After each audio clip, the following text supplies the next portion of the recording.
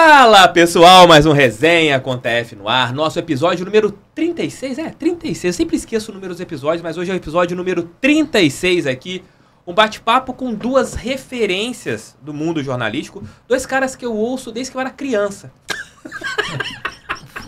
Começou cedo, né? Que canalha, né? Começou cedo, cara. Desde que eu era criança, já ouvia um na rádio, já ouvia um na televisão, assim, com 3, 4 anos, pô, eu quero ser igual a esses dois quando eu for grande. E realmente, não cheguei aos pés deles, mas pô, é aquele sonho de criança. Mas, por exemplo, um deles está sendo realizado, de colocá-los aqui na mesa do nosso Resenha com TF, para a gente bater um grande papo, falar de histórias do mundo jornalístico, conversar sobre o que é o jornalismo hoje, o que era o jornalismo, o que mudou, muita resenha para todos vocês. Mas, antes, peço para vocês deixarem um like, se inscreverem no canal, porque é muito importante a sua colaboração para esse canal continuar crescendo. Estamos chegando a 50 mil inscritos, vamos trabalhar esse ano para, quem sabe, bater 100 mil e termos uma plaquinha aqui, hein, Rafa? Imaginem? Aí sim. Pô, colocar uma plaquinha aqui no estúdio de 100 mil inscritos, dependo de vocês. Uma salva de palmas para José Ilan e Tony Vendramini, nossos convidados de hoje. Essa mesa aqui com uma cor bastante preta e branca. Tony e Ilan, dois amigos que eu acompanho desde criança. Pô, muito... Rapaz, prazerzaço estar aqui contigo. Do lado do Ilan também. Boa surpresa, né? O Ilan ter vindo aqui também pra gente conversar. Só assim a gente se vê, né, Ilan? Pois é, eu conheço o Tony há anos, né? Por WhatsApp, assim, de colega, né? Acho que a gente nunca se encontrou pessoalmente. Não, eu não conhecia. Talvez tenha visto, assim, de longe, assim, nunca tinha falado com ele pessoalmente, né? E você está me proporcionando isso aqui. Além dessa reunião da Barra Fogo aqui, né? Isso que eu falei, a Só cor alvinegra aqui, uma mesa alvinegra. Prazer grande estar aqui. Obrigado pelo convite, Pô, eu que agradeço a vocês. Obrigado por me proporcionar, te encontrar pessoalmente também, que eu não conhecia, e o Tony. E TF, para mim é um prazer imenso não só estar aqui, mas poder acompanhar esse teu crescimento, que eu acompanho já desde muito tempo, né? A gente sempre falou muito de profissão, cara, e eu tenho um orgulho muito grande de ver o teu avanço, Obrigado, ver que você conseguiu diversificar, né? Conseguiu falar de outras coisas também, além de Botafogo. É claro, o teu carro-chefe sempre foi Botafogo, mas é muito legal ver que você conseguiu realmente avançar e falar também de outras coisas, conseguiu furar a bolha. Parabéns, cara. Eu fico muito feliz de ver um colega crescendo assim como você. Tive bons mestres olhando ali na TV, no rádio, e a gente tem que aprender. Eu acho que a gente tem que viver aprendendo, né? Acho que a nossa profissão, infelizmente, ela tá no momento que ela é muito mal vista por todos. E a gente tem que tentar salvá-la de alguma maneira. Ou falando dela, explicando o que é o jornalismo. E vocês estão aí há quantos anos trabalhando com... Pera aí, não começa não. Posso te dar um presente? Claro, pô. Deixa eu tapar aqui o rótulo, que é pra não fazer propaganda. Que não coloca um centavo aqui. Tá aqui, amigão. Isso aqui é pra você. Obrigado, hein. Caraca. Presentinho. Aqui. Pô, aqui, produto italiano. Claro. Italiano aqui. Você, Obrigado. aliás, tá com uma camisa que é tipicamente italiana, ítalo-brasileira, a gente pode dizer assim. Homenagem pra você, Tony Vendramini. Questo é Tony Vendramini. O Ilan também fala italiano. Pô, vamos fazer um podcast italiano, então? E essa camisa que tem as cores do Torino, que é um clube que eu gosto, mas tem o nome de um clube que eu não gosto. Tá. É meu time na Itália. Meu time na Itália, esse clube que você não gosta. Na Itália eu gosto da Fiorentina. Já gravei um episódio aqui com a camisa Fiorentina. Eu só tenho um time aqui na Itália, na China. Botafogo de futebol regata. Botafogo de futebol regata. A gente sabe. A gente sabe. Claro, o Botafogo que veste verde, Botafogo, azul e grená, né? Fogão. Glorioso. Time to set fire. São quantos anos de profissão que vocês estão aí já? Quanto tempo vocês já estão no meio? Você que é mais velho que eu. Cara, eu trabalho com jornalismo desde 1996. Eu comecei... ali completando 18 anos, de 17 para 18 anos, comecei como estagiário na Rádio Globo, passei pela Rádio Tupi, depois TV Bandeirantes, passei rapidamente pela Record e pela CNT, coberturas de férias, e depois fui para a Rede TV. E estou na Rede TV já há quase 19 anos. Praticamente quando a Rede TV foi lançada, você já entra nela? Não, praticamente não, porque a Rede TV foi lançada em 99 e eu entrei em 2004, 5 anos depois, né? Mas a maior parte da minha trajetória é na Rede TV, acabou se tornando na Rede TV. mas eu posso dizer que é desde 1996. Estou aí perto de completar 30 anos, né? Quase 30 anos. Passa rápido o tempo. Eu, embora seja o mais novo aqui na mesa, eu estou um pouquinho mais tempo que o Tony. Eu comecei em 89, 90, né? Rádio Tupi, né? Fiquei na Rádio Tupi até 93. E aí passei por aí, trabalhei onde trabalha hoje o Tony, mas não no prédio, né? Porque eu trabalhava na Manchete, ou seja, na pré-história da Rede TV. E, na verdade, saí da rede da Manchete / Rede TV exatamente no dia em que ela se tornou Rede TV. Oficialmente eu fui para a TV Globo. Voltei, já tinha ido para a TV Globo em 93 e tal. Então, rodei um pouquinho aí. Tô 90 para cá, 33 anos, 33 anos, isso. É isso aí. Por isso que eu falo, acompanhei vocês desde criança. Bem, não que eu tô latindo, não engana não, cara. Tu tá perto. Não adianta falar isso. Né? Tô perto. Você ficou careca antes da gente. Eu fiquei sem cabelo antes. Mas eu acho que eu não tive nunca cabelo na vida. Acho que alguns momentos que eu tive cabelo ali na vida. Depois acabou. Mas, assim, vocês passaram por vários períodos, né? O auge da TV aberta, onde tudo era TV aberta, que o rádio era ouvido em todos os locais. E hoje está tendo essa mudança nos meios de comunicação. A internet cada dia mais presente, a velocidade da informação hoje é no Twitter, você quer se atualizar, tem que ter um perfil no Twitter. E como vocês viram isso? Viram essa mudança estando no meio? A principal mudança que eu senti foi a seguinte, eu acho que o Ilan também recebeu essa mesma lição, que era seguida mais à risca na época. Quando eu comecei a fazer estágio na Rádio Globo, todo mundo frisava muito para mim, olha, você apura, com a informação você checa mais uma vez, confirma outra vez, só depois você publica. Eu acho que com essa velocidade da informação, cada vez mais rápida, né? Cada vez todo mundo correndo contra o tempo para dar primeiro a informação, eu acho que houve um pouco de perda dessa responsabilidade de checar, e aí a gente caiu muitas vezes no erro e muitas vezes na própria maldade da fake news. Eu acho que isso é uma mudança bem considerável da época que eu comecei. Não sei se o Ilan concorda. Eu acho que está se passando por esse processo, né? Que é um processo até silencioso, que é pouquíssimo percebido pela nova geração, pelas duas, talvez, últimas gerações. Eu acho que mais do que desse cuidado que tem diminuído com a checagem, com a reconfirmação, com cuidado para colocar uma informação no ar ou para difundir uma informação, seja numa televisão, que é uma coisa cada vez mais rara, seja na internet, seja no YouTube, seja no WhatsApp, eu acho que também está cada vez mais raro do verbo apurar ser conjugado na imprensa, né? Porque hoje, muito mais do que no tempo em que eu comecei, que o Tony começou, cada vez mais dá para a gente colocar que mais de 90% do que está hoje sendo divulgado, das diversas formas possíveis hoje, na verdade são reproduções de notícia que aquele cara pegou em algum lugar, ele copiou e colou, né?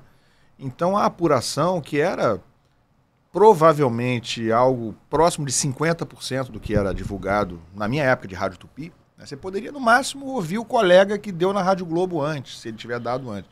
Era a única forma de você pegar antes uma notícia, se fosse o caso. E aí você tinha que dar o crédito, ou tinha gente que não dava, mas você poderia ouvir na outra rádio. Hoje, alguém que vai dar uma notícia na rádio, ou num site, ou no WhatsApp, ou no YouTube, ele tem outras 25 fontes para ter chupado aquela notícia, né? Chupado, gente, é o termo usado no jornalismo quando você está quibando alguém, né? Quibar, hoje roubando a notícia. É mais do que chupar, agora já é quibar que está se usando, já é um termo novo. Então, assim, isso era muito raro. Antigamente você tinha que apurar para dar a notícia. Porque para dar em tempo, a não ser que você fosse dar no dia seguinte lendo o jornal, né? Jornal impresso. Não tinha internet, não tinha nada disso. Então, ou você ouvia de um colega, né, na outra rádio, ou de um colega que te passava por telefone, ou você tinha que apurar. E esse verbo apurar está praticamente desaparecido hoje, né? Sim. Não, e tem um detalhe, uma coisa que você falou, Ilan, e eu não sei se o Tony concorda também. Hoje acontece muito assim. Algum veículo aqui deu, pequeno, uma informação, aí vai para a Europa ou para a Ásia, para os Estados Unidos, alguém lá repercute essa informação, e essa mesma informação que saiu daqui volta depois para o Brasil como o veículo tal trouxe que o jogador tal está negociando. A notícia tem feito um círculo e muitas das vezes é uma notícia sai daqui de uma maneira mentirosa, vai lá para fora, é confirmada de uma maneira mentirosa e volta para o Brasil com uma confirmação da Europa. Não sei se vocês já repararam isso às vezes. São os efeitos da globalização, Sim. né? Não tem muito jeito, não tem muito o que fazer. Mas uma coisa que eu acho que mudou também, e que o Ilan lembrou bem, né, por conta de chuparem muito a notícia, eu acho que existe um prejuízo até na própria construção da notícia. Uma falta de consciência do que é construir uma notícia. Notícia não é necessariamente um fato. Né? Um fato acontece e você vai construir notícias ao redor, uma notícia ao redor desse fato. E eu acho que isso ficou muito confuso a partir do momento em que a informação ficou mais veloz. Porque eu acho que se passou a divulgar muito mais o fato do que construir a notícia. É inegável que existe uma democratização, né, das fontes ou até da informação. Mais pessoas podem dar notícias, podem servir como fontes, mas, por outro lado, esse processo de construção da notícia fica um pouco prejudicado, no meu entendimento, pelo menos. Não, e eu vejo muito hoje, eu trouxe aqui o Shoa, tem uns 2, 3 meses mais ou menos que ele veio aqui no podcast. E ele falou algo que eu concordei com ele, não sei se vocês concordam. Hoje as reportagens estão cada vez sumindo. Você tem mais a informação, mas a reportagem, você não tem uma construção de uma reportagem bem feita. Não se constrói a notícia. E muitos bons jornalistas estão acabando saindo do meio por não terem essa oportunidade. O Tino Marcos acho que se aposentou por causa disso, dele não ter mais a oportunidade de construir reportagens. Como vocês acham que isso pode voltar a ser algo importante no meio do jornalismo? Porque é algo que eu acho que me ajudou na minha formação. Eu tenho certeza que tem ajudado na de vocês também, porque a gente viu muitas boas reportagens sendo feitas. Eu acho que não vai voltar. Eu acho que na proporção que existiu, assim, a profissão e o ofício mudou. O jornalismo, como a gente conheceu, não existe mais. É outra coisa. O que está sendo feito hoje é outra coisa. Claro que ainda há reminiscências do que foi o jornalismo, mas já é algo fora de moda. O que ainda existe de reminiscência, e aí eu vou citar, né? O jornalismo na televisão hoje é algo que se parece com o jornalismo que sempre existiu. Mas a televisão está perdendo espaço no mundo do jornalismo. Por quê? Porque é desimportante? Claro que não. Ainda é o jornalismo talvez mais bem feito, com mais investimento. Se você olhar o que se gasta para fazer jornalismo na televisão, né, numa emissora como a Rede TV, como a Globo, como a SBT, como a Record, com seus níveis diferentes, como a Band, ainda é onde tem algum investimento para se fazer notícia, para se produzir notícia. Mas eu vou te dizer que aquilo ali já é uma coisinha que está no cantinho, assim. Porque tudo que está em volta da televisão, YouTube, e aí estou generalizando? Estou. O que não quer dizer que não haja coisas boas no YouTube. Claro que há muitas coisas boas no YouTube. Mas o YouTube é um universo gigantesco. Então no YouTube, em volta das coisas boas, há um monte de porcaria. Um monte de copia e cola, um monte de gente que banda o teu conteúdo, que banda o meu conteúdo e só botando lá e o cara pega o teu vídeo e bota lá. Né? Esse aí não te deu o trabalho nem de gravar um vídeo para dizer o que você disse. Ele está pegando você e botando lá. Então, assim, em tudo que cerca a televisão, e eu poderia dizer que a televisão, talvez, eu estou formulando isso agora, eu acho que é uma ilha ainda. A televisão é uma ilha, também há coisas ruins na televisão, também há jornalismo hoje, entre aspas, né, na televisão, mas entre aspas, assim, que não é nem, que também é só pegar coisa daqui e dali, mas eu acho que a televisão, o jornalismo na televisão é uma ilha remanescente. Eu não vou nem falar de jornal, porque o jornal acabou. O jornal acabou mesmo. O que existe hoje são alguns sites, né, que reproduzem. O jornal hoje é site. Uhum. E mesmo nos sites também há muito pouca coisa sobrando. Você vai citar aí alguma coisa do UOL, do Globo, da Folha, talvez? Folha, Estadão e acabou, né? Posso estar deixando de falar um ou outro menor, mas é isso aí. E mesmo esses estão com estruturas muito menores do que já tiveram quando eram jornalões, né? Então, eu acho que isso aí que você perguntou, de que forma vai voltar a grande reportagem? Eu acho que ela não vai voltar. Do jeito que foi, até porque tem o seguinte, né? É caro de fazer e o retorno não é garantido. Pelo seguinte, o jornalismo não costuma dar tanta audiência quanto um produto de entretenimento. Né? A novela dá muita audiência. O programa de auditório pode dar muita audiência. E faturamento, né? Faturamento. Big Brother exatamente. aí. Big Brother fatura zilhões com cada ação daquela. O jornalismo não. Além de ser visto às vezes, né, muitas vezes, como um inimigo, porque o jornalismo é quem faz o trabalho sujo, a parte desagradável de expor a verdade, né? Então, muitas vezes é difícil arcar com os custos de uma equipe de jornalismo que seja competente, que te entregue um produto de qualidade. É custoso, cara. É bem caro. Não, e tem um detalhe também, indo agora um pouco para o lado do jornalismo esportivo, é de que hoje virou entretenimento. Todo mundo tem levado o jornalismo para a linha do entretenimento. Quando vocês começaram, o jornalismo esportivo era tratado como jornalismo esportivo. Você tinha as apurações mais bem elaboradas, os programas eram... Alguns eram mais divertidos, os outros eram com uma linha editorial mais séria, se é que a gente pode colocar assim.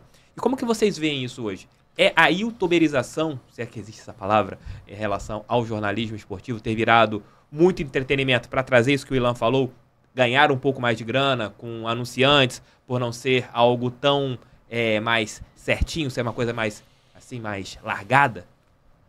Bom, o Ilan teve uma carreira no jornalismo esportivo maior do que a minha, acho que ele pode falar. O Ilan passou por todos os meios, né, em relação a essa mudança. Eu só não passei pela imprensa escrita, né? Eu fiz rádio e televisão. E agora... você pegou essa mudança da televisão também, né? Sim, sim. E tô na internet há bastante tempo, não só no YouTube, porque eu antes de ir para a Fox, onde eu fiquei 9 anos, né? Voltei a ser apresentador de televisão na Fox. Eu antes tinha ficado 4 anos num começo de era da internet com jornalismo esportivo. Quando eu fiquei, até aqui do lado, onde a gente está, onde era o Globoesporte.com, ainda é. Uhum. Né? Fiquei 4 anos e tal, antes de sair do Grupo Globo e ir para a Fox. Cara, eu acho assim... o que você perguntou exatamente mesmo? Qual foi a pergunta? Essa mudança do perfil do jornalismo esportivo para a linha do entretenimento. Porque hoje o jornalismo esportivo meio que mudou, né? Os programas hoje são mais nessa linha de tentar uma manchete, uma história para chamar a atenção na internet. Fulano de tal é melhor do que fulano de tal. Chamadas mais fortes. Mudou um pouco o conceito. E você... dá para entender, né, o TF? Dá para entender porque isso está sendo feito. Assim, quando eu comecei, você para ver os gols de Botafogo e Bangu, você tinha que ver o Globo Esporte no dia seguinte. Né? Você tinha que assistir o Globo Esporte. Você para assistir o que Flamengo e Vasco jogaram naquela tarde no Maracanã, você tinha que ir ao Maracanã ou assistir na TVE, na TV Educativa, 10 horas da noite, o videotape do jogo com o Zé Cunha narrando. Era a única forma de você ver, as únicas 2 formas de você ver o jogo. Hoje há 8 formas de você ver um jogo do Botafogo. Né? No YouTube pirata, na TV que esteja passando, no canal do Cazé, se ele estiver passando, enfim, tem 5 formas. Canal do próprio clube. Então, assim, há diversas formas. Então, eu entendo que o entretenimento seja uma fuga para o jornalismo. E aí eu vou dizer se eu gosto ou não, mas eu entendo porque... O que sobrou para o jogo? O que sobrou para o Globo Esporte no dia seguinte do jogo do Fluminense que jogou ontem à noite no Maracanã? Sobrou os caras bolarem um caminho completamente diferente, completamente alternativo ao factual. O gol todo mundo já viu, o que aconteceu todo mundo já sabe, o público todo mundo já viu na transmissão da Band. Enfim, não tem nada para se contar novo, a não ser uma invenção, algo que o repórter cria, uma historinha que ele consiga com alguém que estava lá no público e tal. Então é por aí. Eu não gosto do exagero em relação a isso, né? Eu sou velho, sou chato, mas tentando não ser chato, porque eu tenho uma cabeça até muito jovem, eu acho, gosto de me atualizar rapidamente, estar sempre no YouTube e tal, enfim. Muita gente da minha idade já não curte isso. Mas assim, sem querer ser chato, eu acho que há um exagero em relação ao entretenimento, essa pegada do entretenimento, de tudo tem que ter uma gracinha, tudo tem que ser levado para esse lado. E o caráter mesmo do tratamento hoje do esporte é muito mais predominante com essa coisa do entretenimento do que da informação. E aí é que me incomoda, é disso que eu estou falando. Você disse que antigamente não tinha entretenimento. E eu acho que era 90-10, né? Quando eu fiz no início da minha carreira, tinha um pouquinho, mas era 80-20, 90-10. Era 90 informação, 10 entretenimento ou 20%. Eu acho que isso se inverteu completamente. Hoje tem 10 ou 20% de informação e 80% de entretenimento. Eu não curto, mas eu entendo o porquê disso acontecer e a razão é essa. É muito difícil hoje você manter o interesse da pessoa para determinadas mídias que não são mídias imediatas, online, em tempo real, para que ela esteja no dia seguinte interessada a assistir um conteúdo que não tenha algo mais, que não tenha um entretenimento. Só acrescentando essa fala do Ilan, eu acho que também tem uma questão de público. E isso vem muito com a TV fechada. Porque na TV aberta, você acaba tendo que abraçar a maior quantidade possível de telespectadores e nem todo mundo gosta de futebol, nem todo mundo gosta de esporte. Então, se você vai ter um programa esportivo e você precisa abraçar quem não gosta de esporte, você vai fugir para outra pegada, né? Você vai ser simpático, você vai ser bem-humorado, você vai tentar se comunicar com a senhorinha que está ali na cozinha e está com a TV ligada, ou com a dona de casa que está ali na sala fazendo a limpeza e está rodando aquele programa de esporte. Ela não está interessada em saber a escalação do Flamengo ou quem fez o gol do Fluminense. Ela até acompanha o esporte se for uma coisa leve. E aí a coisa pesada do esporte migra para os canais que são especializados no assunto, né? O canal que é segmentado, o Sport TV, a ESPN, que podem falar um pouco mais seriamente sobre o assunto, podem se debruçar sobre o que aconteceu no jogo. Então eu acho que tem isso também. Na TV aberta, como você precisa ter uma audiência um pouco mais ampla, você acaba adotando uma linguagem que vai ser mais facilmente compreendida por outros públicos que não o específico do esporte. Isso acho que é algo parecido com o que tem acontecido também com a segmentação de clubes. O Ilan agora está com o canal no YouTube que fala ele mais do time dele que ele não gosta, que é o Fluminense, e você tem, e tem o Renato que fala mais do Flamengo. O Tony cobriu durante muito tempo o Botafogo e o Fluminense, e era algo segmentado dentro da rádio. Estava até conversando sobre isso agora há pouco aqui em off. A segmentação, né? Hoje a segmentação é diferente. O Tony ali era Tupi. Hoje, o Ilan falando do Fluminense é o Ilan colocando a cara dele falando do Fluminense. Como que vocês veem isso? A segmentação, os canais segmentados, essa personificação dos clubes, né? Do profissional falando do clube, colocando a cara, sendo o responsável. Queria que o Tony falasse como que era para ele antigamente essa parte de cobrir por rádios grandes e o Ilan falando mais desse perfil segmentado que ele tem hoje. Então, eu acho o seguinte, eu acho que na Rádio Tupi, eu não estou falando para um nicho, eu estou falando para o público em geral. Nos canais no YouTube você fala para nicho, na internet você fala para nicho. Na internet você procura um nicho que você vai explorar, que você vai ter essa possibilidade de abraçar mais gente naquele assunto específico. Na Rádio Tupi não, na Rádio Tupi eu dava o noticiário do Botafogo, mas quem ouvia não era só o torcedor do Botafogo, o torcedor do Flamengo, o torcedor do Fluminense, o do Vasco, eles também ouviam e eles tinham um interesse, porque era um ouvinte que gostava de esporte, que queria acompanhar o esporte de um modo geral, não queria acompanhar só o clube dele. E na internet eu já acho que é um pouco diferente, né? É mais segmentado, o próprio ambiente da internet pede isso, pede a segmentação, que você se especialize em alguma coisa e explore essa segmentação. Então eu acho que a grande diferença é essa, eu falava para um público geral. Eu acho que mudou tudo. Hoje as pessoas, com todo o avanço da tecnologia, de tudo que está sendo oferecido na vida das pessoas, elas querem o que elas querem naquele momento, naquele lugar, daquela forma. Porque tudo hoje é permitido assim. O que eu quero dizer?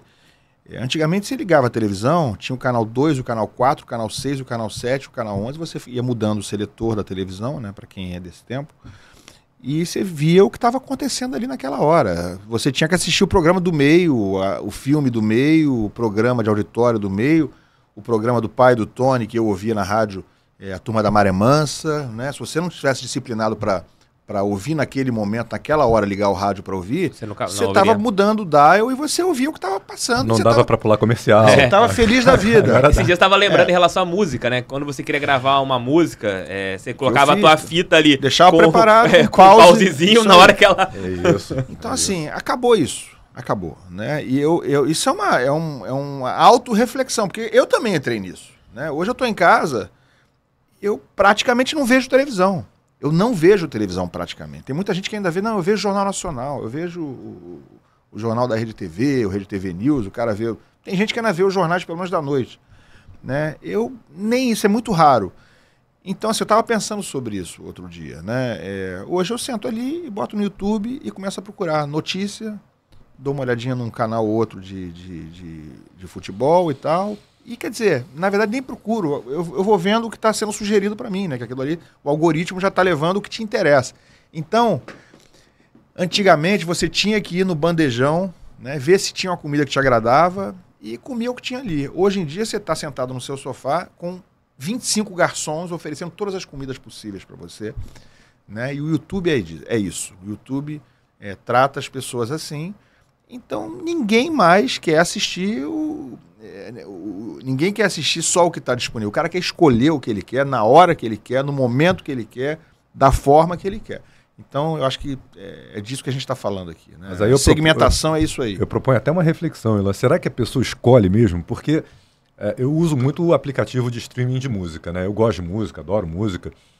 E eu sou super curioso, né? Eu procuro pra caramba, eu me aprofundo. Eu comecei a estudar italiano, eu fui procurar tudo de música italiana, né? E tudo mais. Depois eu me interesso por algum outro gênero, eu vou procurar tudo de outro gênero, eu vou fuçando mesmo, né? Mas nem todo mundo faz isso. E aí eu acho que muitas vezes o programa e o algoritmo, né? Muitas vezes o algoritmo acaba, na verdade, com alguma maldadezinha aí, fazendo com que não seja uma escolha da pessoa. Na verdade, o aplicativo é que te impõe o que ele quer que você ouça, muitas vezes. Eu vejo muito por esse lado, cara, e eu acho isso bem perigoso, porque você entra numa zona de conforto, muitas vezes, e vai pegando o que é sugerido, e você está consumindo o que outros querem que você consuma. Eu acho que muitas vezes acontece isso, e esse é um perigo da internet. Claro. Claro, muita gente não tem esse comodismo, muita gente vai mexer também. Mas algumas pessoas acabam, por comodismo, aceitando, acatando realmente tudo. Mas eu acho que a metáfora que o Ilan usou é muito boa. São vários garçons te oferecendo conteúdo, né? Oferecendo um cardápio bem vasto. Imagino, porque... Mas isso que o Tony falou é bem perigoso, porque hoje você, de repente, patrocina uma publicação e essa publicação aparece para você e o conteúdo não é de qualidade. Aí você começa a ver o que esse canal produz ou esse perfil produz sem ser de qualidade, porque você teve uma que foi paga por esse perfil e você vai começar a seguir. Talvez sejam informações fake news e talvez a partir desse momento que você consumir uma fake news, essa fake news entra de uma maneira abrangente. Qual é a diferença disso pro jabá que tinha no rádio? Zero. O cara pagar para tocar a música dele no rádio? Nenhuma, cara. No streaming hoje você consegue fazer isso. Você paga para tua música ficar em evidência. E no streaming de filme, será que também não tem estúdio pagando alto para o filme ser sugerido lá? Ele aparece do nada, de repente, como mais visto. Entendeu? No YouTube também, aparecer na tela inicial ali. Isso tem tudo. Eu li uma matéria não tem muito tempo, um ano atrás, de um dumping, né, que é a palavra que eles usam para esse tipo de coisa, no iFood. Né? Pessoas que estão, empresários que estão no iFood, empreendedores que estão ali, e o iFood privilegia o restaurante que tem um acordo comercial melhor com eles, né? Dá para entender, porque o capitalismo e tal, mas isso é assim, né? Funciona assim. O cara que tem a pizzariazinha dele ali, pode ter um serviço excelente, pode ser 4,5 estrelas e tal, não sei o que e tal, mas ele vai ser menos sugerido ou mostrado, né, na lista, e isso a gente pode estender para o YouTube, para o Spotify, de uma forma geral. Vocês já cobriram algum evento juntos? Um evento que vocês, por exemplo, estavam, talvez você pela TV, o Tony pelo rádio, ou você por uma TV, pela talvez Rede TV? Jogo qualquer, alguns jogos, né? A gente, o Tony, ele tá muito mais tempo na geral do que no esporte. Muito né? mais tempo. Eu Ele fiz esporte, na verdade, eu esporte. fiz os 3 anos da Rádio Globo no departamento de esportes, e depois eu fiquei 2 anos e meio na Rádio Tupi, depois mais um ano e meio, quase 2 anos na Bandeirantes, depois eu fui pro geral. Então não fiquei muito tempo no... Eu acho que me lembro assim, de fazer pela TV Globo matéria e o Tony tá num treino ou outro, assim, eventualmente e tal, quando era uma véspera de um jogo importante. Aí a geral da Rede TV ia também. Enfim, me lembro de vê-lo assim, mas não, nada muito marcante, não. Nada assim que se lembre. Que o Tony tem uma história de um jornalista que levantou um troféu de um time aí numa conquista inesperada em 99. Não se lembra muito disso, não. De 99? Não tô lembrado, não. Aí quando a gente foi vice-campeão da Copa do Brasil? Não, é do outro time aqui do Rio. Quando não é do nosso time? Não é do nosso time, é do outro time aí. Não, o nosso time eu tava na final lá no Maracanã. Eu lembro da matéria, aquela matéria que você não tava... Você tava chorando naquela matéria de tristeza ali. Ali quando empatamos em 0x0? Quando empatamos em 0x0. Eu no ar eu procurei ficar, né? Centrado. Aquele jogo do Maracanã, você tava lá, Tony, no Maracanã, como torcedor? Da Copa do Brasil? Copa do Brasil? Não tava não. Eu tinha entrado na Rádio Tupi há pouco tempo, e nesse jogo eu fiz plantão esportivo. Eu fazia informação dos gols que estavam acontecendo. Para quem não sabe o que é o plantão esportivo, é aquele cara que chama, olha o gol lá no Morumbi e tudo mais. Então, eu estava fazendo plantão nesse jogo. eu não fui ao jogo, não fui essa partida. E o Ilan tava lá com tava. um belo botafoguense, tava lá Claro. Tava na conquista também da Comebol. de 93. William Bacana, Carlos Alberto Torres era o nosso treinador, né? Eu tava no Maracanã também. Como brasileiro, né? Inesquecível. Como brasileiro. Inesquecível, Mas- inesquecível.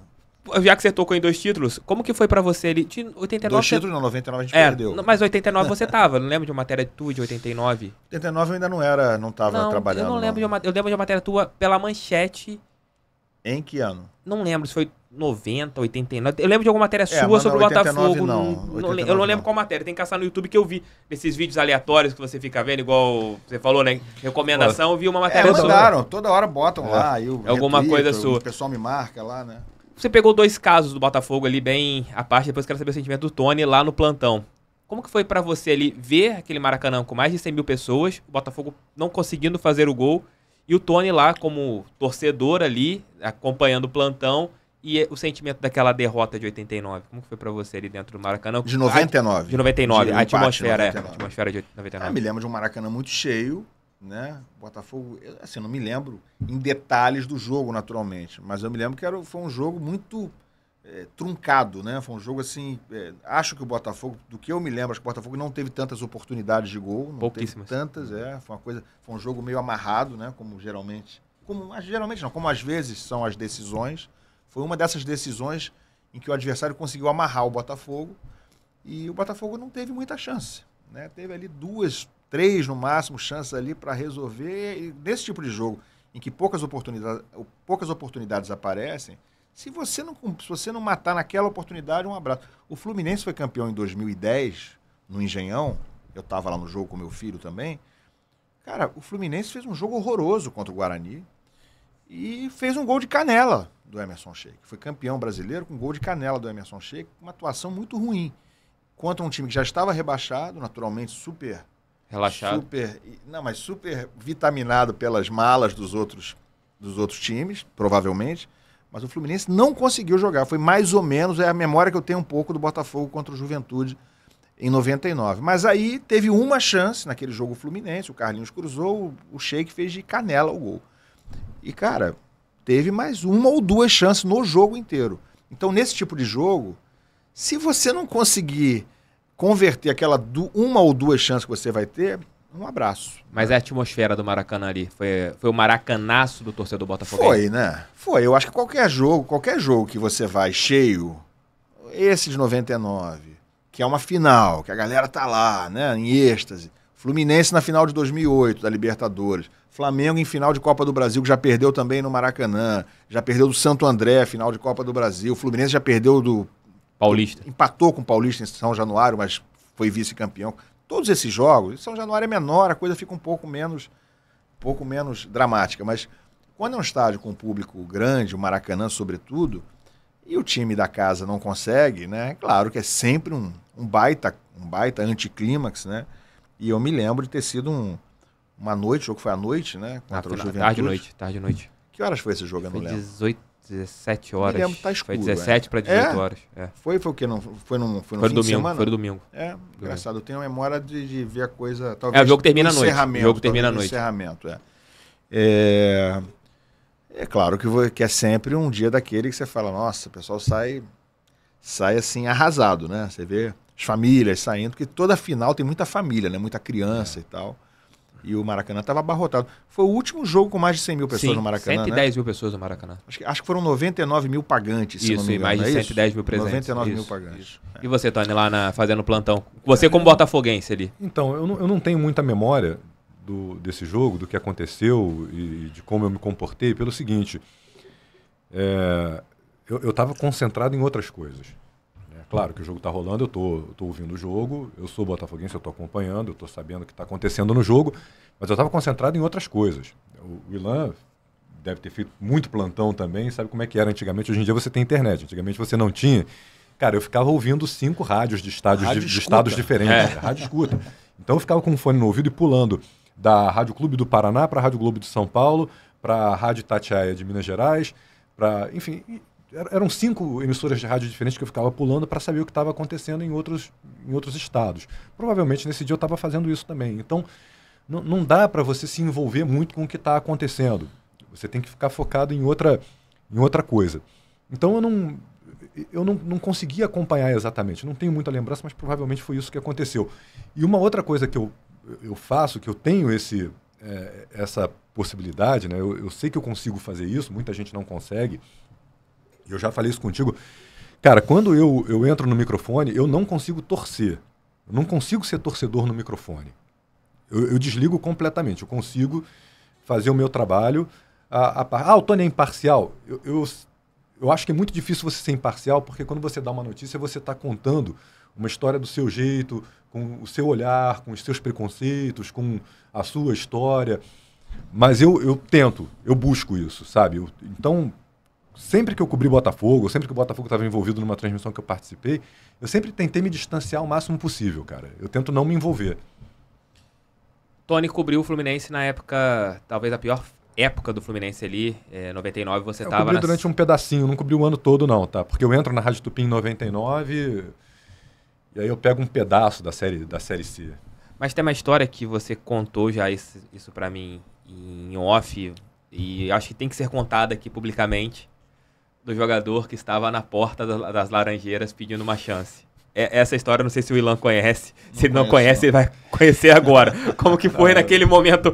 Pô, essa tem que ser contada. Deve ser cascata, né? Mas tudo bem, vamos ouvir. Parecia um cara lá dizendo que era enviado de Deus e que ia salvar o Fluminense na Série C. E aí um dia, numa peneira daquela lá, num teste, botaram o cara pra participar. Aí a bola ficava cruzando o campo, ia de um lado pro outro, e o cara ficava olhando assim, não sabia o que ele tava fazendo ali. Deram um abraço ao cara, irmão, obrigado, qualquer coisa a gente te chama. Aconteceu. Naquela época era diferente, vocês podiam ver treinos, essas coisas, que hoje não podem... Olha aqui, isso aqui vai pra internet, não é? Vai. Se tá na internet é verdade. Claro. Qual o fato mais bizarro que vocês acompanharam em um treino, assim, que vocês estavam ali pela TV ou pelo rádio? Contem alguma coisa. Eu tenho mais fato bizarro no geral do que no Não, mas esporte, pode contar, isso aqui pode... No Rapaz, esporte. eu tava, por exemplo, foi contra o Botafogo, né? Fluminense e Botafogo nas Laranjeiras que derrubaram o alambrado. Sim. Não foi isso? Derrubaram o alambrado? 92, Entrou todo 92. mundo em campo? Sim. 91, Eu tava lá 92, trabalhando 92. nesse jogo, é um negócio bizarro. É bizarro aquilo ali, cara. Isso aí, assim, não era comum na época também, né? Foi uma coisa meio bizarra na época, mas hoje é de uma bizarrice você imaginar isso. E era um jogo, né? Não me lembro se era Campeonato Brasileiro, se era Carioca. Se era Carioca. Eu não lembro mais. Mas valia bastante coisa. Tava lá a torcida do Botafogo, no setor de visitante, que é um setor grande das Laranjeiras. Laranjeiras é um estádio pequeno. Mas era quase metade. Não é essa palhaçada hoje de botar 10% para torcida de visitante, que eu acho uma palhaçada. Mas enfim, tava lá e aí, cara, eu não me lembro por que cargas d'água, o pessoal do Botafogo começou a subir no alambrado e de repente o alambrado tombou para frente. Simplesmente, não sei se você viu, se tem imagem disso. Tem imagem. Tem imagem que o alambrado tombou inteiro, o setor inteiro tombou o alambrado e o pessoal começou a passar por cima do alambrado. Daqui a pouco tinha 3 mil pessoas dentro do campo, né? 3 mil pessoas dentro do campo. E você ali dentro, o repórter ali também, os caras passando do teu lado, abraçando, aquela coisa que o torcedor faz quando entra em campo. Começaram a abraçar os jogadores e tal. Isso foi muito bizarro. E outras situações. Eu tava no treino em que o Romário subiu pra agredir Pra dar porrada lá no... pra agredir o torcedor. Como que foi? Deu um soco nele, cara. Eu não me lembro assim como é que a coisa começou, porque foi meio... Ninguém percebeu. O Romário acho que já tinha saído do treino. Ele tava ali, acho que ele tinha sido substituído no treino, tinha saído antes, eu não me lembro. Sei que não foi uma coisa que ele saiu correndo do campo e aí todo mundo filmou. Não, quando a gente olhou, ele já estava subindo a arquibancada ali, os cinegrafistas pegaram rapidinho, só um cara fez, acho que foi só o cara da Band que fez. Eu tava lá pela Globo, meu cinegrafista não fez a imagem, vou nem falar quem era. A imagem viralizada até hoje é da Band. Perdeu a imagem do ano. Cara, eu tava na Band nessa época. O Romário não era eu, não fui eu. O Romário deu uns 3 cruzados no cara, eu até conhecia esse torcedor e tal, o negócio ali também bizarro, né? Completamente bizarro. Diguinho também já enfiou a porrada no torcedor dentro do treino. Então, assim, são as coisas que você fala, ó, deu ruim. Você liga lá pra redação e não é como hoje, né? Hoje, pô, se deu ruim ali na hora, você sobe na hora a imagem. Sim. Ia estar no YouTube em 1 minuto aquele negócio. Você teriam celulares ali, vários celulares filmando. Sim. O ângulo do torcedor. Motoqueiro, manda o motoqueiro que a gente vai mandar essa imagem aí, vai mandar a fita aí. Era assim o negócio. E você, Tony, nas matérias do dia a dia, cara, o que já aconteceu ali? Cara, praticamente todo dia tem uma, cara. Todo dia. Mas tem uma que foi muito bizarra, que aconteceu na Paralimpíada, na China, né, em 2008. Não fala mais Paralimpíada, é Paralimpíada, né, agora. Eu fui cobrir a Paralimpíada na China, 2008, e nós fomos num pool, né, foi um Instituto Superar, que levou várias emissoras de televisão, jornais e tudo mais, e uma galera foi antes para fazer a aclimatação, e a nossa turma chegou uns dias depois, uma semana depois, eu não sei. E a gente chega em Pequim na parte da noite e o pessoal que já estava lá recebe a gente e leva a gente num lugar chamado Houhai, em Pequim. É um lago, né? Tem um lago e ao redor do lago tem muitos restaurantes, boates e tudo mais. E a gente vai lá para comer, tá? Todo mundo morrendo de fome, cara. A viagem foi de quase 48 horas, né? Então, todo mundo morrendo de fome, cansado, né? Querendo comer alguma coisa para ir pro hotel. E aí levam a gente para ali, para esse lugar, para o Houhai, e a gente procurando algum lugar para parar para comer. Toda hora alguém se aproximava da gente e falava assim, oferecia, né? Lady Bar, Lady Bar, Lady Bar. A gente, o que estão falando? O que estão falando? E aí uma hora eu entendi o que era e falei para um camarada meu, que o Ilan deve conhecer também, eu não vou falar o nome. Falei assim, cara, estão falando Lady Bar.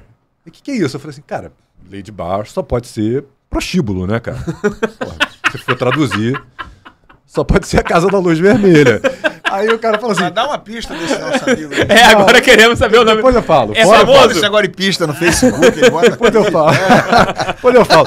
Falei, cara, isso só pode ser prostíbulo. E o cara, porra do cacete, vamos. Eu falei assim, não, cara, essa porra pra lá. Esquece isso. Ele, não, vamos lá. Eu falei assim, tá, vamos lá conhecer, vamos lá. Aí nós entramos, cara, e era um espaço grande, assim, dividido por uns biombos, e tinha umas mulheres lá no canto. E aí ele não falava inglês muito bem. Eu, além de falar inglês, eu tinha feito um curso rápido com um primo meu que fala mandarim. Eu arriscava algumas palavras e tal, mas ali eu me comuniquei em inglês mesmo.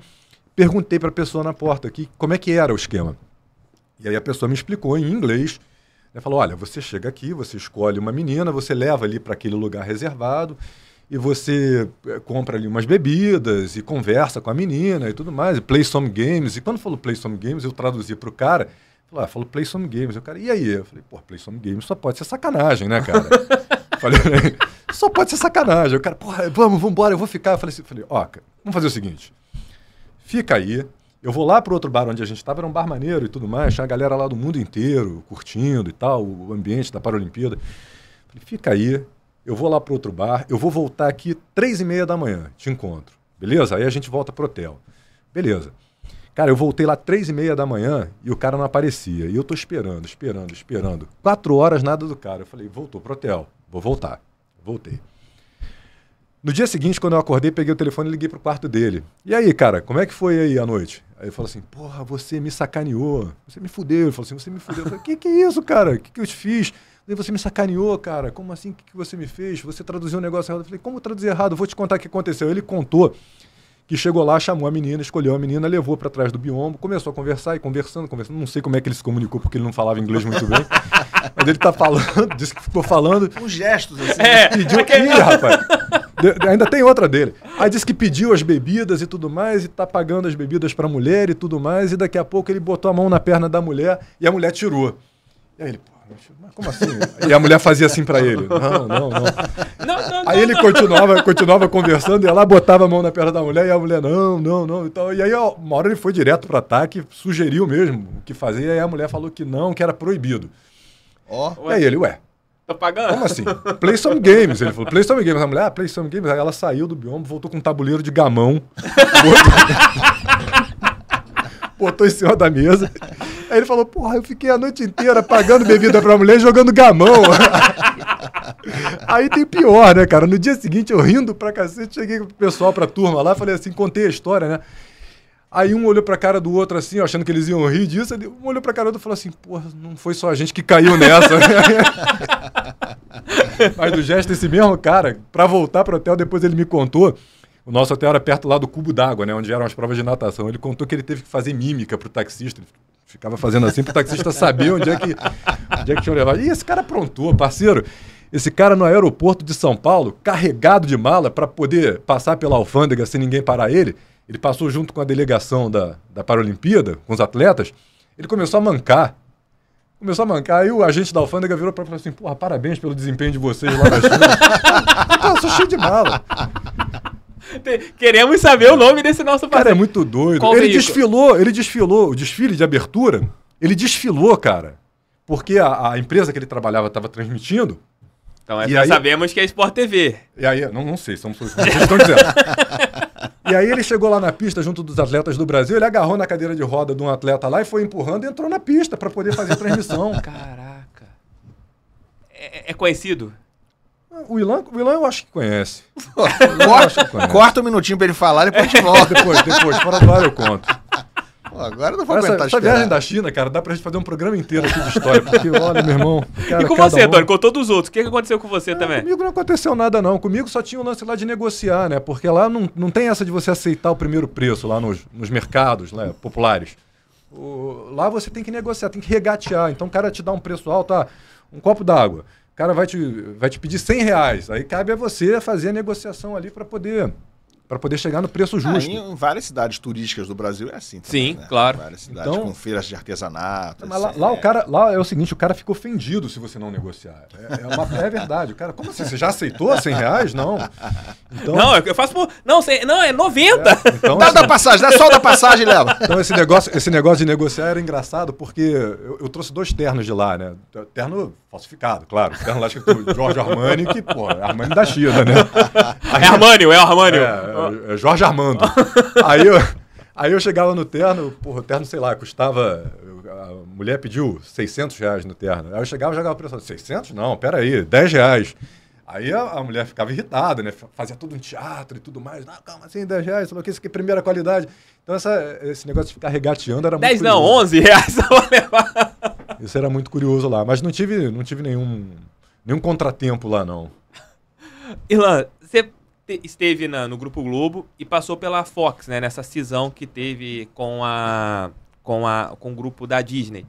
Como que foi pra você esse fim da Fox, que tinha virado o segundo grupo televisivo do Brasil? Tinha ultrapassado a ESPN e ela entra no grupo ESPN. Como que foi comunicado isso pra vocês? Como que essa mudança foi passada ali internamente? Foi gradual, né? Assim, ninguém pode dizer que foi pego de surpresa, porque isso aí, 3 anos antes, acho que foram 3 anos, a gente sabia que tinha sido vendido, que tinha sido comprado o Grupo Fox no Brasil, em alguns países. O Grupo Fox não. O Fox Sports e alguns ativos do Grupo Fox tinham sido comprados pela Disney. Entre eles, nesse portfólio aí, nesse pacote, estava a Fox Sports no Brasil e em alguns países, quase todos, se não me engano, acho que menos no México, da América Latina. Então, assim, a gente soube disso 3 anos antes. E aí deu tempo de se preparar psicologicamente, saber que a coisa ia desandar, enfim, alguma coisa ia acontecer. Ninguém achou, quem disser isso está mentindo. Ninguém achou, não, a gente vai continuar felizes para sempre aqui na Fox, vai ter 2 emissoras para sempre. Não, sempre soubemos, sempre estava claro, para quem quer viver no mundo real, que havia um risco disso aí acontecer. E aconteceu. Foram anos, assim, não tão tranquilos, né? As pessoas já estavam preocupadas, o que poderia acontecer, o que não poderia acontecer. E eu vejo, já falei isso antes, eu vejo essa fusão, essa suposta fusão, como, na verdade, tendo sido algo que apenas aniquilou uma emissora. Foi isso que aconteceu. Não há uma fusão, não há 2 emissoras unidas numa só. A ESPN, que faz um bom trabalho ainda, né? Aqui não há nenhuma crítica a nenhum profissional, ou a própria emissora, ou grupo. Isso aí é parte do mundo corporativo, isso faz parte. Né? É ruim, é triste, mas faz parte. Né? Não tem chororô sobre isso, não. Mas o que aconteceu foi que o grupo Disney privilegiou a sua marca, a sua emissora, que é um grupo mundial, que é uma marca mundial de esportes, a ESPN, e nos mercados onde ela tinha direito, onde ela adquiriu o direito sobre a marca concorrente, ela simplesmente preferiu pulverizar o concorrente, que por um acaso, no Brasil, não sei se em todos esses mercados que eu citei, mas no Brasil, era uma concorrente que estava acima dela naquele momento. Né? A ESPN estava, eu diria, até bem abaixo da Fox em audiência, em números, em faturamento, naquele momento. Mas faz parte. Nada a reclamar, não, sobre isso.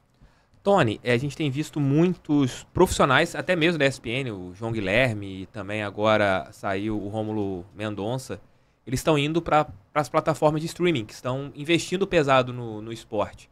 Como que você, que é um cara que é da TV aberta, tá mais de 20 anos na TV aberta, começa a enxergar esse novo caminho que está se abrindo para a comunicação, que são as plataformas de streaming? Cara, eu acho ótimo, porque é mais mercado se abrindo, são mais vozes, são mais possibilidades para quem acompanha esporte, são mais opções. E eu acho que é uma coisa... Agora, eu acho que é uma coisa ainda muito incipiente. Eu acho que isso ainda vai mudar muito.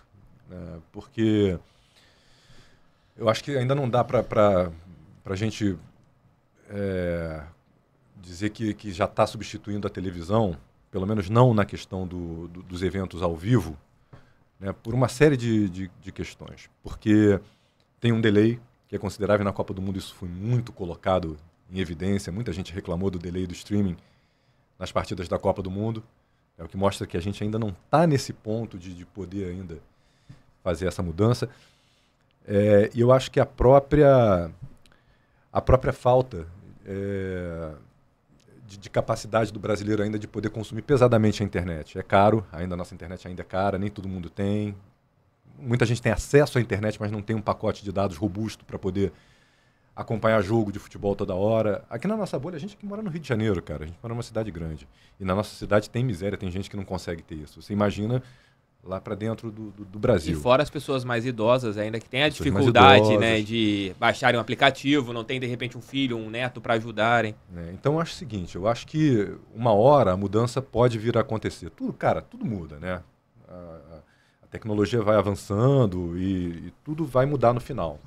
Mas eu acho que existe ainda um assodamento em dizer que essa mudança já está firme. Ela pode ter começado, mas eu acho que ela ainda vai demorar para acontecer. Eu acho que a TV aberta ainda tem um bom tempo aí para sobreviver. Ela vai viver ainda por muito tempo por conta do jornalismo e dos eventos ao vivo.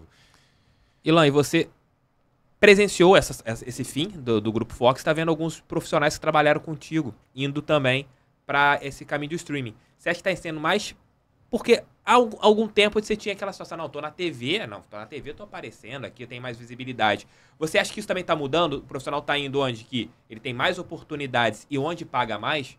Você acha que está tendo também essa mudança? Porque antigamente a Canopla falava muito. Canopla, para quem não sabe, explicando, é a marquinha, né, do microfone das emissoras que acabam aparecendo. Você acha que a Canopla hoje não tem mais tanta vez e voz na hora da escolha de um profissional? Ele está indo mais para oportunidades de mercado? É porque antigamente a Canopla ela estava associada a uma condição de trabalho melhor. Ela não era só o prestígio. Hoje, você estar na TV Globo hoje, na TV Globo, né? Porque a TV Globo agora tem o Grupo Globo, tem um monte de coisa, né? Mas na TV Globo ainda é um prestígio grande. Eu entendo assim. Mas já houve um tempo em que havia esse prestígio e isso automaticamente significava que aquele profissional ganhava muito bem, né? Ou pelo menos acima do mercado. Significava que ele tinha condições de trabalho excepcionais e isso não é mais verdade.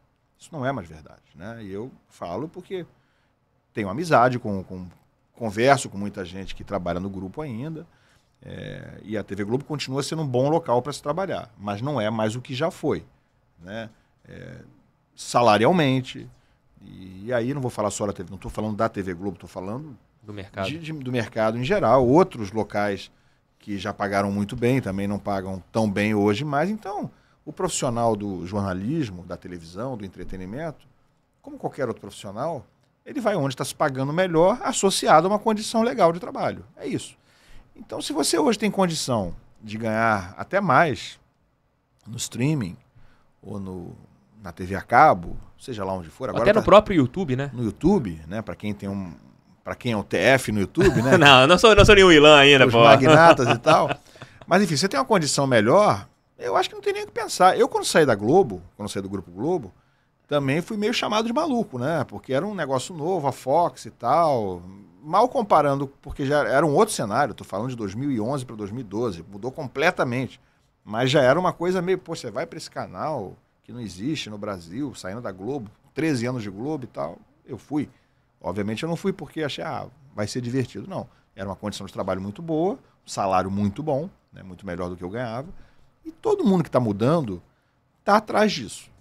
Eu acho assim, com raríssimas exceções, a não ser que o cara esteja muito desgostoso onde ele estava, né, tenha brigado com a chefia, esteja de saco cheio de um monte de situações, eu acho que 9 em cada 10 ou 19 em cada 20 que estão fazendo essa migração estão atrás de uma condição profissional melhor, e isso muitas vezes ou quase sempre tem a ver com remuneração. Não tem jeito. E em relação à profissão, todo mundo a gente faz faculdade, você aprende na faculdade, mas a gente tem alguns professores que nos ensinam muito no dia a dia. Qual o grande professor que você teve, Tony? Qual o grande professor que você teve lá, trabalhando no dia a dia, cara? Eu tenho medo até de ser injusto, cara, em falar algumas pessoas aqui e esquecer de outras. Porque são muitas referências. Eu trabalhei com gente muito, muito grande na Rádio Globo, na Rádio Tupi. As minhas escolas eu considero o seguinte, cara, no rádio, a Rádio Globo é a Rádio Tupi, né? E na televisão, principalmente a Rede TV. Mas eu acho que a minha grande referência, posso dizer assim, além de grande professor, é o Luiz Ribeiro. Né? O Luiz Ribeiro, sem dúvida alguma, é a minha grande referência, não só de jornalista, mas também de caráter, de retidão, né? Um cara absolutamente correto, pesquisador, sabe? Ele não ia para o ar para falar bobagem, ele se aprofundava nas coisas antes de entrar no ar. Mas eu tive vários outros professores, o Sérgio Américo me ensinou muito. O Loureiro Neto, um dia, na Rádio Globo, me vendo desanimado, me pegou pela mão e falou assim, vamos lá, garoto, que eu vou te levar no treino para você aprender a fazer isso daqui, entendeu? Isso é legal pra caramba, bicho. O Luiz Penido, muitas vezes, sabe, me ajudou muito também. Então, assim, é até injusto, de repente, esquecer alguém aqui, mas eu acho que os meus conceitos de jornalismo vêm muito da Rádio Globo e da Rádio Tupi, sabe? Mas a minha grande referência, sem dúvida alguma, é o Luiz Ribeiro. E você, Ilan? O curioso é que o Luiz Ribeiro, acho que eu já encontrei casualmente, assim, uma vez ou outra, de cumprimentar. Ele entrou no meu lugar na Rádio Tupi, né? Quando eu saí da Rádio Tupi, o cara que entrou na minha vaga, entre aspas, foi o Luiz Ribeiro. Então, assim, eu não trabalhei com ele porque ele entrou no meu lugar. Maneiro. Mas eu acho muito bom também de microfone o Luiz, mas eu não trabalhei com ele. Cara, eu trabalhei numa Rádio Tupi com muita gente que eu entendo que poderia estar ensinando à vontade aí nas faculdades. São referências muito pesadas. A principal para mim na época era o Heraldo Leite, né? Que era o... Tá vendo? Eu esqueci de citar o Heraldo. O Heraldo também para mim é uma referência com quem eu entrei na Rádio Tupi, o apresentador do Giro Esportivo, né? Que eu fazia toda noite. No início cobrindo América e Bangu, depois comecei a fazer cobertura dos outros clubes. O Heraldo apresentava o programa. O falecido, saudoso e excelente Danilo Bahia era outro repórter também. Era um timaço da Rádio Tupi. Era Heraldo Leite, era Danilo Bahia, o Tinoco que está aí, o Marcos Tinoco, botafoguense como nós. Hoje dono de assessoria, cobria o Botafogo.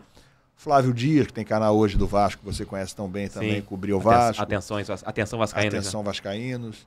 Era o Marco Aurélio, que é um gigante da comunicação, era um cara que estava lá também na época, apresentava o Bola em Jogo, meio-dia, domingo. Então, vou te dizer um negócio, era muita gente boa ali para ter como referência.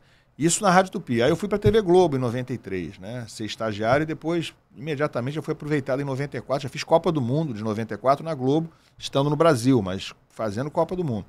E aí, eu cheguei na TV Globo, era Tino Marcos Uchoa, César Augusto, Roberto Sander, Décio Lopes. Era um time também muito pesado. E naquela época, a TV Globo era realmente, de fato, uma elite da reportagem. Assim, era de fato, e no esporte também, era uma elite ali. O cara, para entrar no ar, para aparecer no vídeo na TV Globo, cara, era um processo. Era um processo. Não quer dizer que hoje quem apareça seja ruim, não é disso que eu estou falando. Mas era uma seleção muito, muito rigorosa, né? Inclusive levava em conta coisas que hoje não se leva mais. Não, o cara tem que ter esse padrão estético X, Y, Z, né? Tem que ter essa figurinha bem global. Verdade, isso aí acho que melhorou, né? Eu acho que isso não ser tão importante hoje é uma evolução. Mas, enfim, passava por uma série de coisas, de critérios. Mas então tive muitos mestres, né? Quando eu trabalhei na TV Globo, eu me lembro o seguinte, eu entrei de um jeito, verde, né? Para trabalhar como repórter de televisão, e ter aqueles caras fazendo as matérias todos os dias, que eu tinha que fazer igual, eu entrava no mesmo programa que eles, no Globo Esporte, puxava muito para cima o nível da minha matéria, assim, porque eu tinha que me forçar, me cobrar e me espelhar em gente já muito boa, muito qualificada, e aquilo ali foi a força me puxando para cima como qualidade do meu trabalho. Eu nunca vou chegar próximo do que esses caras foram, mas a qualidade do meu trabalho foi crescendo muito, porque era um aprendizado a fórceps ali, diário, de você ver, de você observar e captar e absorver, né, aprendizados automáticos ali todos os dias com esses caras. Agora, o cara que foi meu ídolo na profissão, o cara que é meu ídolo na profissão, eu nunca trabalhei com ele. Quem? É o garotinho, o Zé Carlos Araújo. Eu trabalhei. Com quem eu nunca trabalhei. É, o garotinho foi quem me deu a primeira oportunidade. O outro aí que tem que ser citado também. E isso que o Ilan falou para televisão valia para a Rádio Globo também, cara. Demorei muito tempo para poder ir para o microfone. Comecei a fazer estágio na Rádio Globo.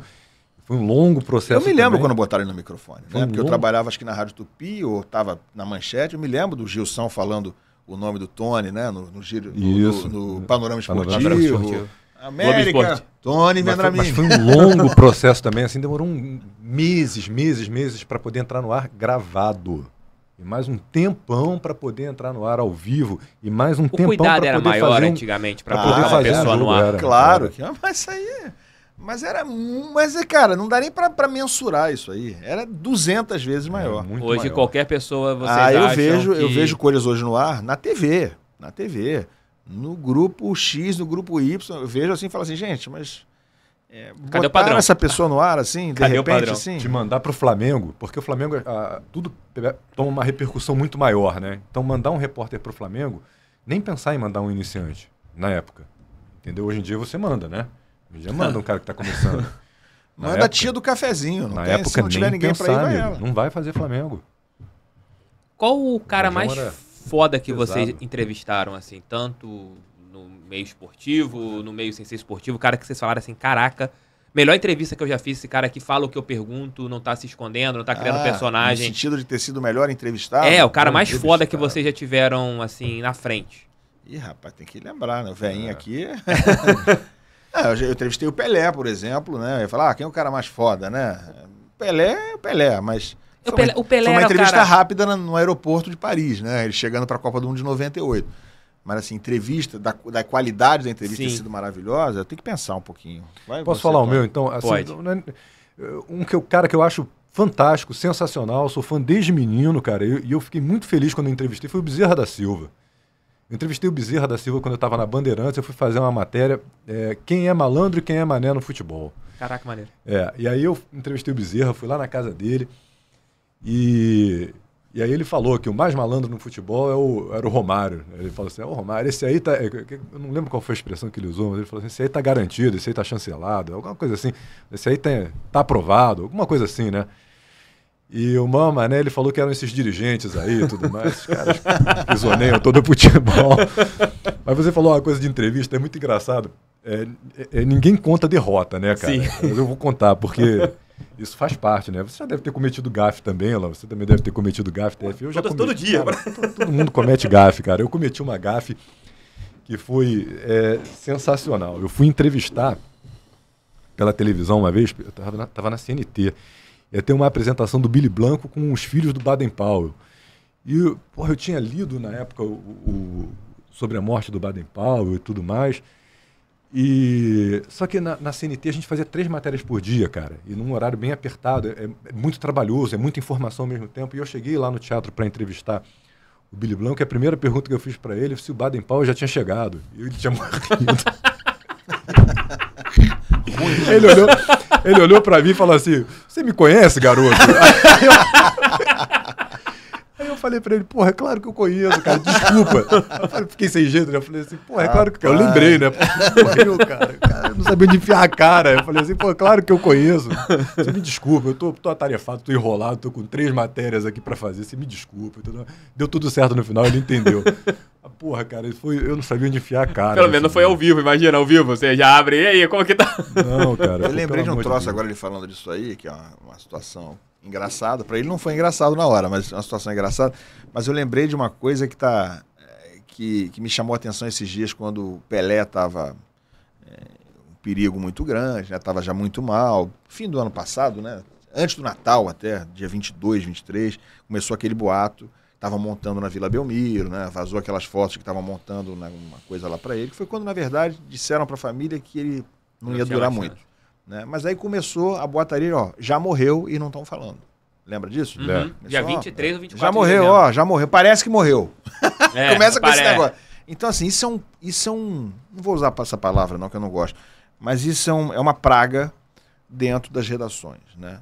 O parece que morreu.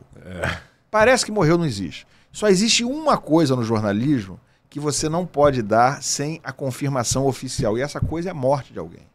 É a única coisa que não se pode... Não existe furo de morte. Não existe.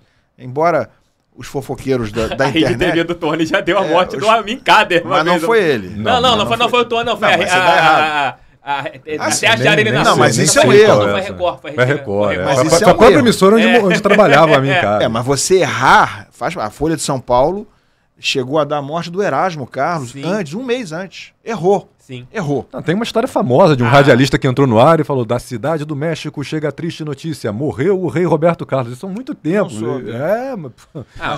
A rainha morreu, teve a Folha de São Paulo colocou lá que a rainha tinha morrido, depois teve a retratação. Há muito tempo também. Pois é, mas eu tô falando aqui de 2 meses atrás, o Erasmo partiu em dezembro, em novembro a Folha de São Paulo deu a morte dele. Deu uma Folha de São Paulo, gente, não é o sitezinho ali da esquina, né? do YouTube. Não, a Folha de São Paulo, eles se retrataram. Houve um erro, né? Mas o que a gente viu na próxima ali do Natal em relação ao Pelé foi o seguinte, ó, WhatsApp. Parece que morreu e não estão falando e não sei o quê. E aí começa aquele pessoal que quer clique, né? O pessoal que são fofoqueiros de plantão, que tem por aí na internet, sabem que ele vai morrer, né? O cara só faltou dizer no dia que ele morreu de fato, no dia 30, falou o seguinte, olha, conforme eu adiantei dia 21, conforme eu adiantei dia 21, adiantei, né? Dei em primeira mão, o Pelé morreu. Só falta dizer isso. Então, assim, eu me lembro dessa coisa dessa coisa da redação, gente, parece que morreu, não existe. Em jornalismo não existe parece que morreu. Morreu, cara, não... Você pode, internamente, dentro da redação, olha, eu falei com um cara, uma fonte minha lá do hospital, parece que o cara morreu. Agora, você não pode jamais levar isso. E já teve gente que levou isso pro ar, em rádio, não sei o que. Olha, isso é muito bizarro. Parece que o fulano morreu, hein? Isso é bizarro. Não parece, não. Tem que ser comunicação oficial. E as pessoas muitas vezes não imaginam, outras sabem disso, né? Os obituários são preparados com antecedência, claro, né, cara? Claro. O obituário do João Avelange eu escrevi lá na Rede TV. Mas assim, ficou meses lá na gaveta, né? Esperando para ir ao ar. O Pelé morreu, eu tinha uma matéria já preparada. Enorme. O do Roberto também, né? O Roberto infelizmente vinha mal há algum tempo, o Roberto Dinamite.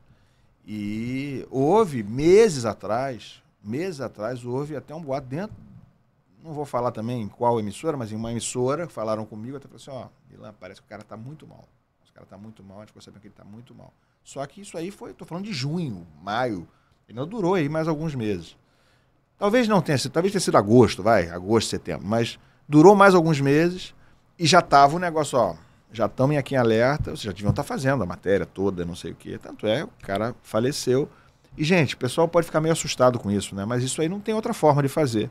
Né? Para que as pessoas, quando acontece, infelizmente, algo desse tipo, possam receber conteúdo e assistir, né, como é que foi a vida daquela pessoa, não dá para preparar aquilo ali em 5 minutos, né? Nem meia hora. O Cajuru fala que ele foi chamado, né, porque ele estava na Band, que o Maradona teve um problema cardíaco, chegou a ser internado, e foi chamado de madrugada, porque também entrou nessa, o Maradona tá para morrer, para ele gravar também um off, né, deixando sobre a morte do Maradona, e ele falou que se recusou, falou que ele não tinha emocional para gravar algo sobre a morte do Maradona. Você estava na Fox quando houve a tragédia da Chape e vários amigos de vocês faleceram. Como foi para você ali, Ilan, naquele momento, de ter que falar da morte de vários amigos de você, seu no caso ali da Fox, e o Tony com certeza tinha alguns amigos também que faleceram ali. Como que foi esse momento? Você trabalhou com o Vitorino na Rádio Globo? Trabalhei com o Vitorino na Rádio Globo e era amigo também, conhecido, não amigo próximo, mas era amigo do Paulo Júlio, do Guilherme Vanderlaar. Eu me lembro do Vitorino ter surgido mais ou menos na mesma época do Tony, provavelmente. Eles são um pouquinho mais novos que eu, ambos, né? O Vitorino que nos deixou em 2016. Foi horrível, né? O TF, foi uma coisa... Eu acordei, me lembro de... Aliás, eu acordei, não. eu fui acordado pela minha esposa, meio que assim, de uma forma repentina, abrupta. E o que houve? Tá cheio de mensagem. E ela tinha acordado um pouco antes de mim e ela falou que estava cheio de mensagem para ela, de pessoas perguntando por mim, né? Amigos perguntando, Ilan, cadê o Ilan? Não sei o quê. Pessoal que achou que eu poderia estar no voo, né? Ela me acordou, ela falou, Ilan, aconteceu alguma coisa aconteceu muito grave aí no voo, parece da Fox, não sei o que, ela não sabia direito. Aí liguei a televisão na hora e aí me informei, né? E foi uma coisa horrível, eu estava pensando nisso esses dias, inclusive, acho que tem uns 2, 3 dias eu estava pensando de novo nisso, porque assim, o que me toca ali de uma forma muito, muito grande, a gente depois que tem filho, a gente começa a ficar muito sensível a isso, é que assim, o Paulo Júlio, né, o nosso amigo PJ, Paulo Júlio Cleman, ele tinha um filho pequeno, né, que ele levava para o trabalho muitas vezes, o menino ia nas costas dele, e ele foi pai muito tarde. O PJ era mais velho que eu tenho 52 agora, ele estaria hoje talvez com 54 ou 55, ele era uns 3 anos mais velho que eu, e ele foi pai já com 43 anos, né? Que é um pouquinho mais tarde do que o normal.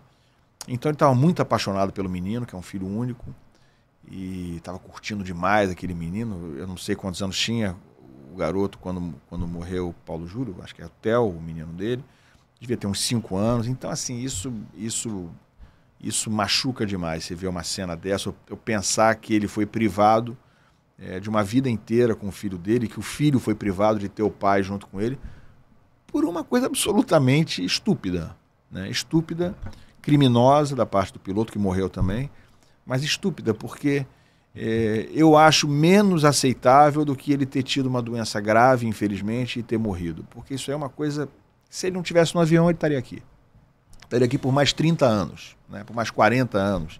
Então, uma simples viagem a trabalho dele, que ele poderia não ter sido escolhido, poderia, qualquer motivo, não ter ido, mudou completamente a vida da família dele inteira, do filho dele.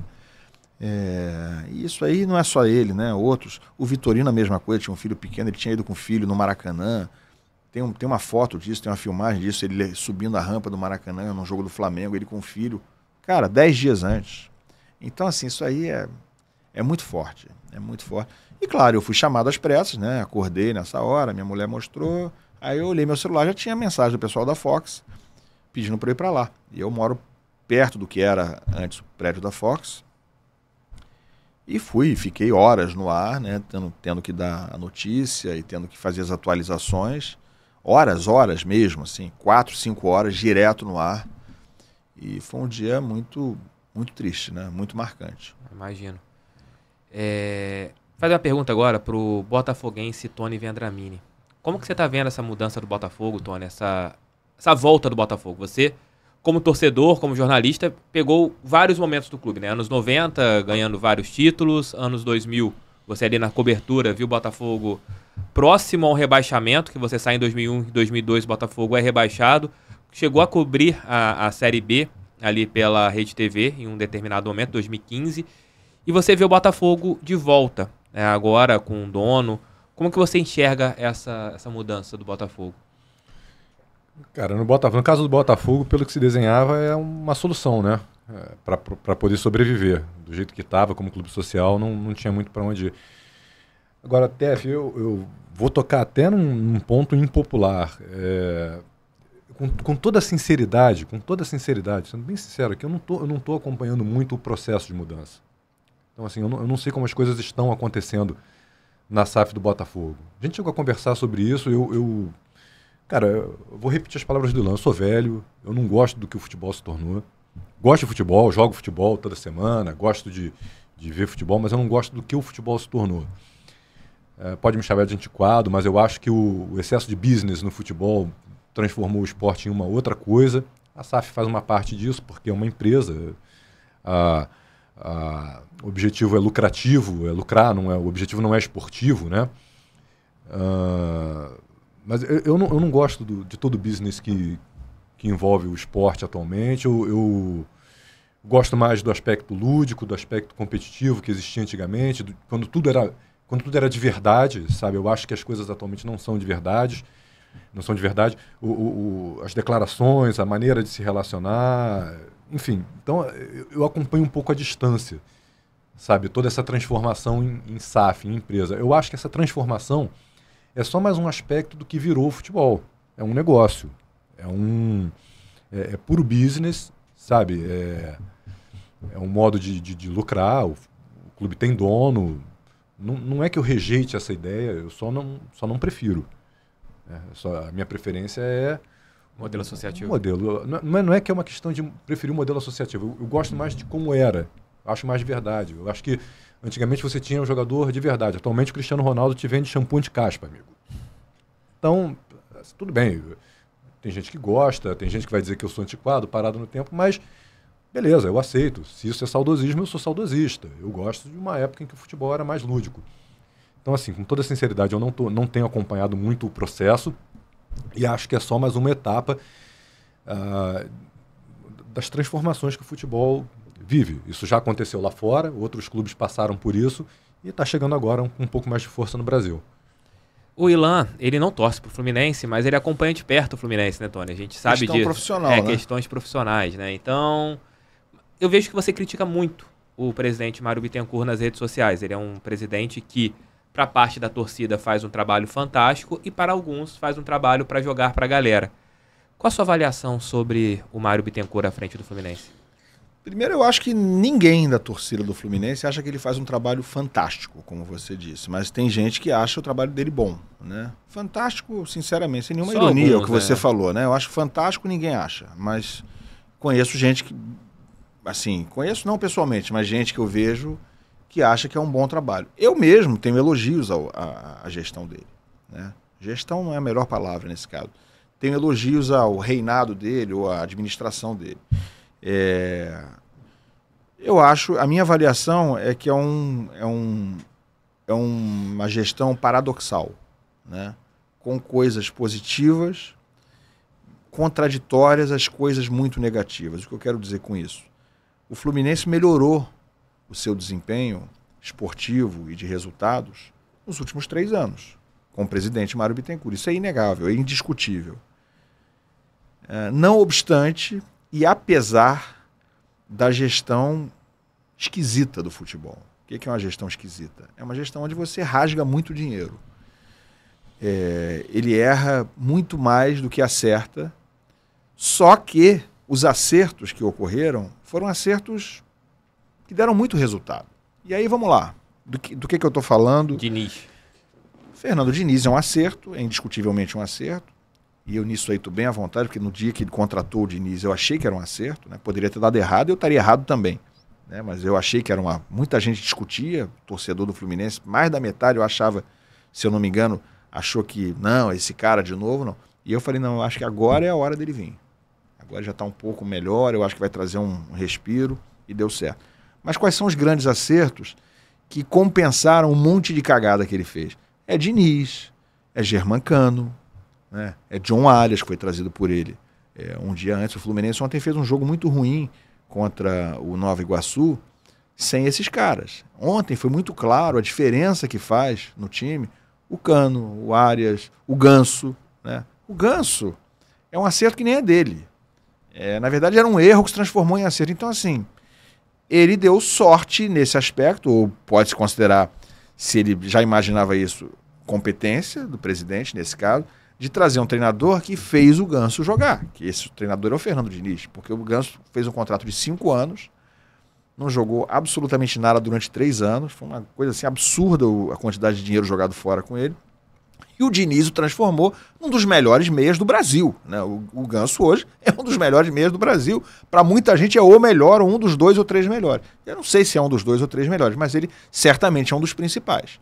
Então, eu acho o seguinte, é uma gestão paradoxal, onde se joga muito dinheiro fora, se comete erros crassos, grotescos, e aí você pode citar todos os laterais já contratados pela lateral esquerda, pelo jeito, o Jorge, que foi contratado agora, talvez seja mais um a entrar nessa fila aí dos equívocos, mas esse pelo menos eu acho que tem havia um porquê de contratá-lo, mas ele trouxe um monte de jogador horroroso, né? Um monte de atacante horroroso. Trouxe o Danilo Barcelos do Botafogo e ficou se gabando de ter trazido o Danilo Barcelos, que é um jogador horroroso. E assim, e tantos outros, tantos outros.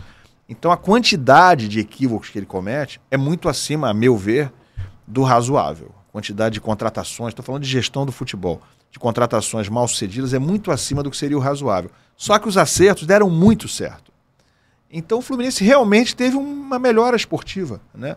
Então tudo é ruim, tudo é para se criticar? Não, claro que não. Se ele acertou aqui, vamos falar que ele acertou aqui. Se ele acertou ali, acertou ali. Então ele tem alguns acertos, né, pontuais, mas eu entendo que os erros são muito grandes, são em muita quantidade e, mais do que isso, previsíveis. Porque se ele vai contratar um lateral que está jogando na Moldávia por 9 milhões de reais, que nunca jogou em time grande na vida dele, jogou em times pequenos do Brasil e estava jogando no Sheriff da Moldávia, e ele custa 9 milhões de reais, todo mundo está avisando a ele, e isso aconteceu de forma muito, muito firme. Todo mundo está avisando, isso aí não faz sentido. E eles brigaram pela grana, né? Não foi um acerto rápido. Brigaram e o Fluminense botou o dinheiro no fim, acabou botando, completou o negócio, né? Então fica até uma coisa com uma aparência meio ruim, né? Então estava na cara que daria errado, deu errado e ele está lá encalhado. Agora no Fluminense. Está ele encalhado, está o Caio Paulista encalhado. São jogadores... O William também encalhado lá no O William Bigode, que entrou ontem faltando 5 minutos, ele é do time C hoje, o William Bigode. O Fluminense jogou com o time reserva e o Bigode entrou aos 40 do segundo tempo, é reserva do time B. Então, é muita gente encalhada, custando muito caro para uma gestão que se possa considerar competente. Até uma apuração que a gente fez junto há algum tempo, do Felipe Melo também, né? Que a gente descobriu o salário dele, R$500 mil pagando o Felipe Melo por 2 anos de contrato. É algo também que é estranho. Até para deixar claro, TF, quando eu falei aquela questão de que eu não gosto do que o futebol se tornou, não estou falando que eu prefiro esse modelo do associativo irresponsável. Ninguém gosta de precariedade, de amadorismo. Não sou da turma que defende que amador é melhor não, viu, gente? Não é isso que eu quis dizer. O que eu quis dizer é que a coisa tomou uma proporção tão de negócios, de profissional, que até os jogadores deixaram de ser de verdade. Deixaram de dar entrevistas, por exemplo, espontâneas. Eles são treinados para falar frases prontas. As entrevistas são mais pobres do que eram antigamente. Eu acho que isso é parte do processo da transformação do futebol. Você falou um ponto, a gente está chegando aqui na reta final. Eu tenho que perguntar isso para vocês, porque é algo que eu não vivi na profissão e vocês viveram bastante. Que eram as entrevistas tranquilas, né? De jogadores que estavam ali no treino, vocês puxavam pelo braço e os caras conversavam. Quais histórias bacanas que vocês têm em relação a esses jogadores que vocês sabiam que ia render história e qual jogador que a história rendia mais facilmente para vocês nas conversas ali após o treino, após um jogo? Vocês sabiam que ali era o foco de vocês conseguirem boas aspas? São as figuraças, né? Tem as figuraças que eram figurinha carimbada e antigamente esses caras eram... O cara já era teu camarada ali, né? Que você podia entrevistar livremente, sem assessoria, como você está falando. Cara, o Dimba no Botafogo. São esses caras que parecem figuraças, que são de fato figuraças, né? Tinha o Dimba no Botafogo, o Magno Alves no Fluminense. Uns caras meio folclóricos, né? Em geral, são aqueles caras mais simplórios. Eles são mais folclóricos, realmente. E você sabe que se você jogasse qualquer casquinha ali de graça na conversa, na entrevista, ele ia embarcar. Ele ia fazer a graça que você estava precisando para a tua matéria, né? Então, isso assim, você pode lembrar de vários. Citei 2 aqui, mas são esses jogadores bons de resenha, realmente. E você, Tony? Não, é isso. O Túlio era engraçado porque ele já saía do campo apontando pra gente, vamos gravar. Nem tinha o que falar com ele no dia. Ele já falava, Renato Gaúcho gostava dessa coisa. Ligava o gravador e falava assim, vai, Túlio, vai, fala aí. Aí ele começava a falar e tudo mais. Era engraçado. Donizete, a mesma coisa. Donizete era engraçado. São esses caras, figuraças mesmo. Mas quais histórias que vocês têm, assim, desses caras, assim, alguma entrevista que eles falaram, alguma coisa assim? O Donizete, cara, uma vez ele inventou que ele tava indo numa psicóloga. E aí ele falou, você chega lá na psicóloga, você fica lá, tem que ficar caladinho. Aí ela vai falando. Aí eu interrompi a gravação e falei pra ele, vem cá, não é o contrário não, cara. Não é você que fala pra psicóloga. Ele, é isso mesmo, vamos de novo. Aí eu liguei de novo, ele começou, você fica lá falando. Aí daqui a pouco ela chega e te coloca ajoelhado no milho. aí veio o doutor Joaquim da Mata, que era o médico do Botafogo. Aquela vozinha do Donizete. Veio o doutor Joaquim. e vai ter que cuidar do seu joelhão todo arrebentado por causa do... Ele inventava as coisas malucas, sem nexo, não tinha nada a ver com a cobertura esportiva. Esses caras eram meio... O Donizete era meio maluco, cara. Tem uma história que você não precisa contar qual que foi a pessoa que trabalhava no Botafogo. Essa história é muito boa, que o Tony já contou pra mim. Maluco no bom sentido, tá? O Pantera de repente vê isso. Ele é um cara muito legal. Maluco no bom sentido. Tu é maneiro, tu é parceiro, Donizete. Teve um jogador que tava lá, o Botafogo tinha uma pessoa que tá até hoje no meio. Se você quiser falar o nome, você pode falar, mas tava lá falando mal de um jogador do Botafogo com vocês na imprensa. Aí esse jogador aparece pra conversar com vocês. Se você quiser contar a história aí, o autor... Deixa isso pra lá. Mas conta a história é boa. O cara tava falando mal do Túlio, né? O Túlio, não sei o que, ele não vem dar entrevista, eu não vou imitar, porque senão... Vai ficar muito fácil. Ele não vem dar entrevista, ele não gosta de vocês, ele não quer saber da imprensa, que aí nisso vem o Túlio, aí pessoal, vamos gravar. Ele virou, Túlio, meu artilheiro! Eu falei que ele vinha, olha. Tem jogador que gosta da câmera, né? Assim, o Renato era um cara que fazia muito coisa planejada por ele, o Renato Gaúcho, né? Mas sem estar na entrevista. O que acontecia? Acabava o treino e ele sabia que estava todo mundo com a câmera apontada ali para ele ou para quem estava saindo do treino, fosse em qualquer clube, no Flamengo, no Botafogo, no Fluminense, nos clubes onde ele jogou. E aí ele era a figura central. Então, tem o chamado sobe-som na televisão, né? Você tá com a câmera ligada e se ele falar um negócio ali de longe também, você vai captar e vai usar isso na tua matéria também, né? Então ele saía e já falava um troço. Vocês estão tudo aí curioso, né? Era uma coisa meio assim, né? Já era... Não é? Vocês estão tudo de futrico aí. Quer dizer, era uma coisa que ele já falava pra aparecer e tal. Eu me lembro O Kleber, goleiro do Fluminense, jogou no Botafogo também, não jogou? Pois é, o Kleber... Grande figura, Kleber. Mas vou ter que contar essa história. O Fluminense foi campeão em 2005. 2005, com Abel Braga de treinador, campeão carioca, e o Kleber era o goleiro, né? Ele tinha sido do Botafogo antes, né? Foi em 2001, 2002, em 2001. 2001. Grande cara legal, bom de lidar, né? Mas gostava dessa coisa da mídia, sabia usar a mídia, né? Virou até comentarista, ele virou comentarista lá em Goiânia, virou comentarista pela Globo. Tá? Amigo da imprensa, a gente chamava ele de Kleber comentarista, né? Carlos Alberto Dias comentarista, porque ele se chamava pra entrevista no fim do jogo do Botafogo, Carlos Alberto Dias, você podia deixar o microfone com ele e ir embora, porque ele falava 3 minutos no microfone, ele fazia a resenha já, não precisava nem ter comentarista, já era ele o comentarista. Mas enfim, o Kleber, quando o Fluminense foi campeão, a imprensa na época tinha acesso total ao campo, né? Invadia o campo. E aí o Regis Rezin, né? Meu amigo Regis, estava lá com a câmera da Globo e o Kleber já viu, né? Que ele estava ali do lado. O Regis chegava para fazer aquelas coisas dele. O Kleber cai de joelho no chão, sabendo que tem uma câmera da Globo filmando ele. Cai de joelho no chão e... Poxa, caramba! Aí ele virou, o apelido dele dentro da Globo virou Kleber Poxa Caramba. Poxa, caramba. E o mais difícil, assim, um cara que vocês sabiam que ia entrevistar, que podia dar merda a qualquer momento, o cara ia dar uma patada em vocês. Vocês tinham, assim, um receio de entrevistar. Que ia dar patada? Que ia dar patada, que era assim, cara que... Vocês sabiam, esse cara sem jogar uma bola... Eu acho que o Romário é imprevisível, né, cara?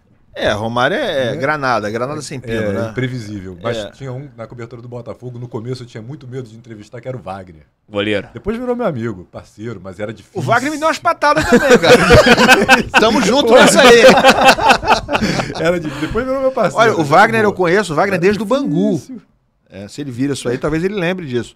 Ele, quando jogava no Bangu, eu cobria Bangu pra Rádio Tupi e ia fazer os jogos lá. Não era aquela cobertura ficar dentro da rádio. Eu ia lá fazer os jogos. Então eu conheço o Wagner do vestiário, apertadinho lá de Moça Bonita, e depois cobri ele no Botafogo também. Mas o que ele fez, assim, uma história dele? Não, ele é um cara muito sério, muito fechado. Wagner tem essa característica. Ele é um cara muito sério, muito sério. Sempre com uma cara séria e tudo mais. Então, e ele era um cara que sempre falou sério. Não era desse tipo de fazer gracinha. Não era esse tipo de fazer gracinha, não gostava exatamente, muito disso. Ele era um cara que era papo reto, entendeu? Você perguntava, ele ia lá e dava a resposta dele, não tinha muita gracinha. E além disso, o pessoal pegava no pé dele. O pessoal na imprensa, sabe, ficava falando que era uma bobagem, tá? Isso era tudo mentira, negócio que ele não enxergava em jogo noturno. E ele ficava bem chateado com isso. Deve ficar ainda até hoje. E com razão. Mas, enfim, ele já ficava um pouco precavido, sabe? Desse tipo de crítica, desse tipo de pergunta. Ficava um pouco na defensiva, era um cara um pouco na defensiva, então era difícil de entrevistar, de encaixar uma pergunta ali para o Wagner. Esse perfil dele mais sério complicava um pouco a entrevista, e ele, quando não gostava da pergunta, ele respondia mesmo, ele rebatia. Então era um cara mais tenso. Era difícil, era mais tenso de entrevistar. O Romário deu alguma patada em vocês? Em mim, não. Não, quem me deu uma patada no comecinho da minha carreira, quando eu estava na rádio ainda, virou meu amigo, depois trabalhamos juntos, anos a fio, foi o Júnior, o Leo Vigildo Júnior. Porque eu era repórter de rádio, e eu fazia, na época, o banco de reserva, né? Não era ponta, né? Era aquele... É por onde você começa, trabalhando no campo, no jogo, era um jogo do Flamengo contra não me lembro quem. E ele foi até a beira do campo, assim, cara, eu tinha 19 anos, sei lá, estava no meu primeiro ano de Rádio Tupi. Ele foi até a beira do campo, foi fora do campo trocar a chuteira, se eu não me engano. Uma coisa desse tipo, assim. Aí o jogo parou, Penido narrando, né? E aí, sei lá, acho que eu chamei o Penido. Falei, o Júnior tá aqui fora. O Penido falou, Ilan, o Júnior tá aí trocando a chuteira, foi uma coisa assim. O Júnior saiu aí um minutinho. Acho que ele não falou isso. Falou, saiu. O Júnior tá aí fora do campo, o que houve aí? Aí eu fui no Júnior, aí eu vi que ele tava trocando a chuteira. E o estagiário aqui, né? Fui mal também, né? Mas assim, ele não precisava, ele pediu desculpa depois, inclusive. Eu falei pra ele, trocando a chuteira, Júnior? Não! Trocando a calça. Falou, não tá vendo? Tava certo ele, né? O errado era eu. Mas ele foi grosseiro, né, cara? Ele foi grosseiro. Ele pediu desculpa depois no ar, acho que no dia seguinte. Tipo assim. Mas eu gosto muito do Léo, cara. O cara, trabalhei com ele anos a fio na Globo. Fizemos dezenas depois, centenas de transmissões juntos na TV Globo. Tony, Ilan, curtiram? Pô, pra caramba. Demais, cara. Acabou a parte 2. Pô, infelizmente. Vamos fazer só sobre o fogão agora. Pô, eu tinha separado um monte de história aqui. Pô, vamos marcar uma parte 2. Deixar já uma parte 2 marcada aí pra quando vocês quiserem. Vamos no jogo amanhã, todo mundo junto. Todo mundo em volta redonda. Todo mundo em volta redonda. Vou marcar uma parte 2, porque esse aqui tem muitas histórias pra gente contar. Tem que ser, de repente, que vai virar um quadro fixo aqui no nosso podcast, né? Tony, obrigado. Prazerzaço. Tony já teve o prazer de jogar bola comigo. Parabéns. Já dei uma assistência pro gol do Tony. É verdade. É um canhotinho habilidoso. Tony, as pessoas acham que eu sou ruim de bola. Você teve o prazer de jogar comigo. Qual que é a sua definição sobre o meu futebol? Assim. Agora, eu quero fazer uma pergunta pra você antes de terminar. Vamos lá. Nosso time vai ser campeão esse ano? Nosso time vai ganhar esse ano a Sul-Americana. É? Vamos ganhar a Sul-Americana nesse ano. Tá bom, tá anotado. Sobre a tua pergunta, eu diria que o teu forte não é o futebol, o teu forte é a beleza. Olha que cara bonito. Elegante, né, cara? Essa mesa aqui tá composta por pessoas bonitas hoje. Tony, suas redes sociais, pra quem quiser te seguir, te acompanhar. É só procurar lá Tony Vendramini, cara. Eu tenho Tony Vendramini no Instagram, que eu botei lá Tony Vendramini jornalista, porque a outra conta que eu tinha eu perdi, alguém hackeou lá. E eu faço podcast, né? Eu tenho um podcast chamado Podcast Cinema Italiano, né? Nos agregadores de podcast você consegue acessar, que é uma das minhas paixões, né? Cinema italiano. E de vez em quando me convidam também para participar lá do podcast Filmes Clássicos. Eu gosto muito de cinema. Mas é só procurar Tony Vendramini que todo mundo me acha. Recebi uma pergunta de Fernando Lupo. Perguntou quando que você vai estar de novo na Ponte Rio-Niterói cobrindo... a próxima véspera de feriado. A véspera de feriado, a gente chega lá na ponte e fala, olha, a segunda concessionária que administra a ponte, não sei quantos mil carros vão passar por aqui em direção às cidades da região dos lagos. É a matéria mais batida que tem essa? Não, tem um monte de matéria batida. Curso de Papai Noel eu fiz 8 anos seguidos, parceiro. E tem cada história. Posso contar uma rápida só pra terminar? Porra, essa é muito bom, cara. Eu fui fazer a matéria do curso de Papai Noel. E aí eu perguntei pro Papai Noel lá fora, né? Não sei se na entrevista, se tinha acontecido algum caso inusitado. Aí ele falou que ele foi chamado para entregar o presente num motel. E aí ele chegou no motel, chegou lá na portaria, ele achou estranho, né? E tudo mais, né? Era até no VIPs. Ele falou que era no VIPs, no antigo VIPs. Subiu aquela rampa e tal, chegou na portaria e todo mundo já, Papai Noel, claro, bem-vindo e tal, vem aqui e tal. Não, e ele, no motel, né, tô sendo esperado aqui. Aí mandaram ele pro quarto, chegou, Papai Noel, vem cá, claro, entrega o presente. Aí ele chegou lá, o presente era o cara, né, que contratou o Papai Noel para entregar a aliança de casamento, um pedido de casamento no motel e tudo mais, foi bastante emocionante. E um outro contou, cara, Foi contratado, chegou na festa, pô, era só homem na festa, né? E ele estranhou. Aí ele, pô, tudo bem, né? Daqui a pouco ele abre o presente, os presentes eram um pouco indiscretos, aí que ele se tocou que era uma festa né, segmentada. Era uma festinha. Festinha privê. Aí ele entendeu aquilo, entrou no clima e tal, brincou, enfim. Mas os caras que fazem os cursos de Papai Noel são sensacionais, tem cada história fantástica. Mas aí tem os carros passando pela ponte, carnaval, matérias com as escolas de samba e tudo mais. Quantas pessoas estão nas ruas também, no carnaval. Porra, tem várias matérias aí que servem. Troca de presente depois do Natal. Putz, chato de fazer pra caramba. Primeiro dia do verão. O horário de verão tá mudando. Não, agora com o horário de verão também, se voltar, né? Horário de verão, como que são as consequências na vida da pessoa.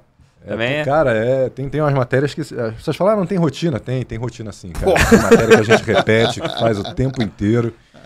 E, cara... Pega do ano passado, é igual, cara. Só mudar só a data. Muda o off, só um pouquinho ali e tá bom. Olha, a melhor rede social do Tony ninguém vai conseguir acessar, que é o Facebook.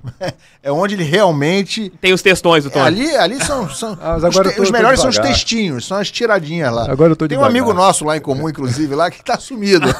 Infelizmente. É o chefe da organização, né? Ilan, prazer em conhecê-lo pessoalmente.